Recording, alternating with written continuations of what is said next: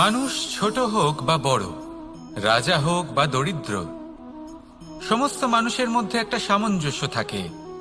সমস্ত মানুষের কাছে তার প্রশংসা অত্যন্ত গুরুত্বপূর্ণ। সে খুবই প্রসন্ন হয় যদি আপনি তার প্রশংসা করেন, কিন্তু আপনি যদি তাকে এটা বলেন যে এটা তোমার ভুল ছিল, তোমার কিছু খামতি ছিল, তখন সেটা সে মানতে রাজিই থাকে না। সব মানুষ এটা শুনতে পছন্দ করে যে সে যেটা করেছে সেটাই সর্বোত্তম।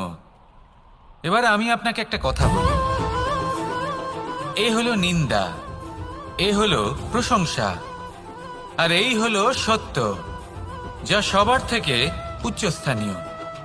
সেই জন্য মানুষ আয়না দেখে।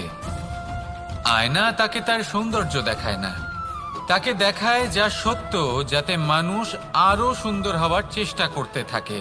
তাই আয়না অত্যন্ত গুরুত্বপূর্ণ সত্যকে জানার জন্য।